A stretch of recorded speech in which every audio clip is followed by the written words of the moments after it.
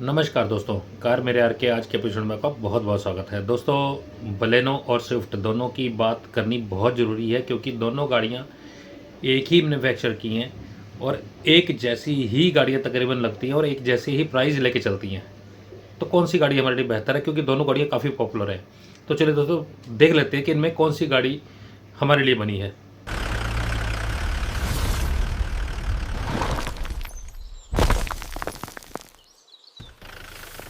पहले बात करते हैं दोस्तों इनकी इंजन्स की।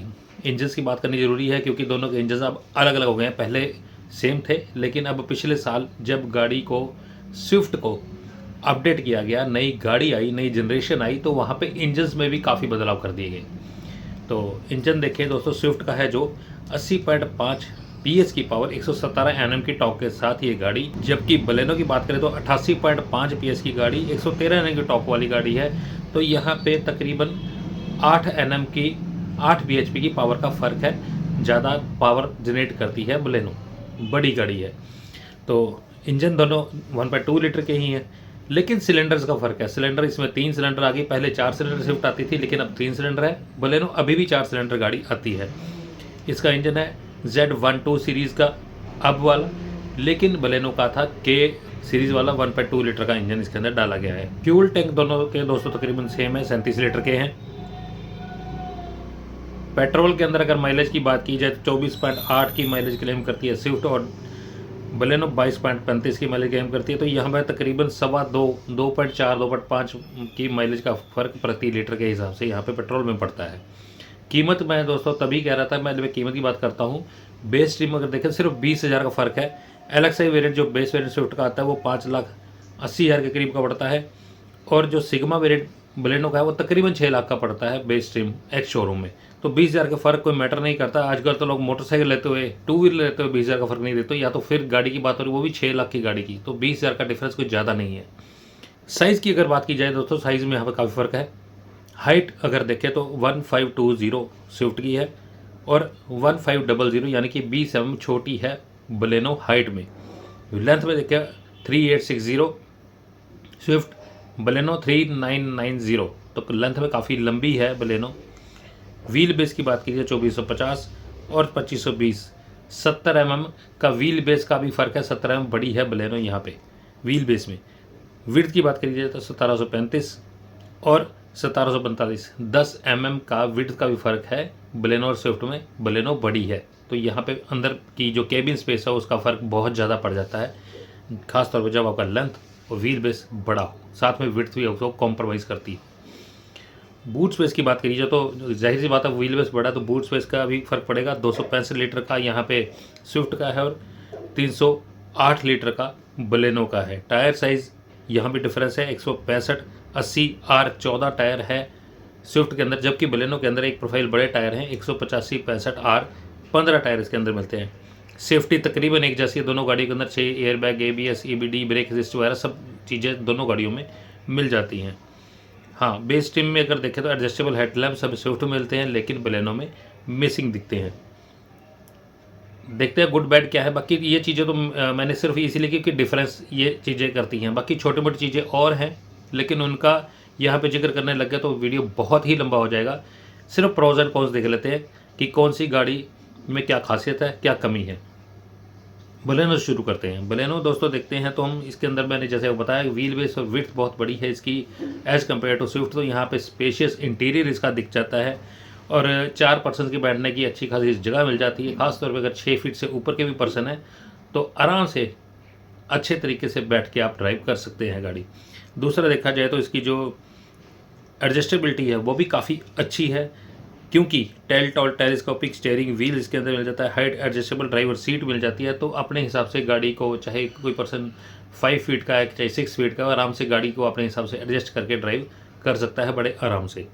डिपेंडेबल 4 सिलेंडर का इसके अंदर इंजन है, जो कि बहुत ही आराम से आपके सफ़र को आसान बना देता है, क्योंकि पेपी है, रिफाइंड है, उसके साथ ही स्पोर्टी होने के साथ फ्यूल इकॉनमी भी बहुत अच्छी दे देता है। तो यहाँ पे खासतौर पर सिटी राइड हो या हाईवे राइड हो, कहीं भी आप जाए गाड़ी को लेके, तो फ्यूल इकॉनमी ठीक ठाक से ये गाड़ी निकाल के दे देती है। इसके साथ ही दोस्तों इसकी सिटी राइड के लिए कंफर्टेबल राइड है, बहुत अच्छी गाड़ी है, सस्पेंशन में है, सॉफ्ट गाड़ी है ये, तो इसको चलाना बहुत आसान हो जाता है। ख़ासतौर पर कभी बैड रोड कंडीशंस हो, गाँव देहात हो या सिटी कंडीशन हो, तो यहाँ पे आप बड़े आराम से गाड़ी को चला सकते हैं। स्टोरेज कैपेसिटी भी बहुत अच्छी है इस गाड़ी की। 308 लीटर का जो बूट स्पेस है काफ़ी प्रैक्टिकल है। निकनैक्स, लगेज या कोई बैग रखने की जगह बड़े आराम से इसके अंदर बन जाती है। माइनस देखते हैं क्या है इस गाड़ी के अंदर। माइनस है दोस्तों, मैं हमेशा से गाड़ी के बारे में कहता रहता हूँ, हालांकि स्विफ्ट से इसका रेगुलर नहीं है लेकिन आज कर रहे हैं। लेकिन जिनके साथ डायरेक्ट कंपटीशन है उनका, वहाँ पे ये दोस्तों पहले गाड़ी ये CVT दिया करती थी ऑटोमेटिक में, और अब तो DCT टाटा वाले भी दे रहे हैं। तो यहाँ पे अल्ट्रोज के अंदर मिल रही है। तो यहाँ पे तो सिंपल AGS अब डाल दिया गया है। जब इतना प्राइस आप ले रहे हो तो उस प्राइस के हिसाब से ऑटोमेटिक यहाँ पे मिसिंग दिखना थोड़ा सा अटपटा लगता है। खासतौर पर CVT या DCT कुछ यहाँ पे होना चाहिए था। जो पहले आता था उसको हटा दिया गया है, वो ज़्यादा बेहतर था। अगली बात दोस्तों, जैसे मैंने आपको प्लस इसके बताया कि इसका जो सस्पेंशन है, सीट्स हैं, स्टीयरिंग है, काफ़ी सॉफ्ट रखा गया है। तो दोस्तों गांव देहात के अंदर या सिटी के अंदर चलाने के तो ठीक है, लेकिन हाईवे के ऊपर अब जब चलाओगे, गाड़ी को लेके जाओगे तो काफ़ी जल्दी थक जाते हैं इसको। लॉन्ग ड्राइव पे अगर आप 2-2.5 घंटे भी अगर गाड़ी को चला रहे हो तो ज़रूरत से ज़्यादा सॉफ्ट होने के कारण इसमें बैठकर बंदा जब ड्राइव कर रहा है तो थकावट महसूस होती है।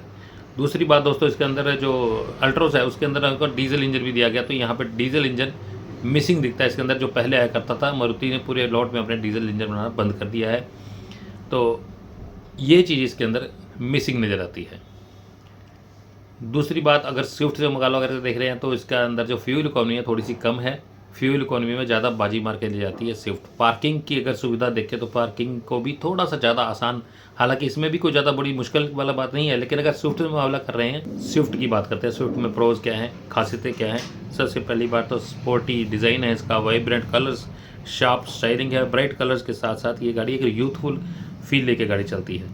दूसरी बात है दोस्तों, इसमें भी 4 पर्सन आराम से बैठ जाते हैं, कोई ऐसी परेशानी वाली बात नहीं है।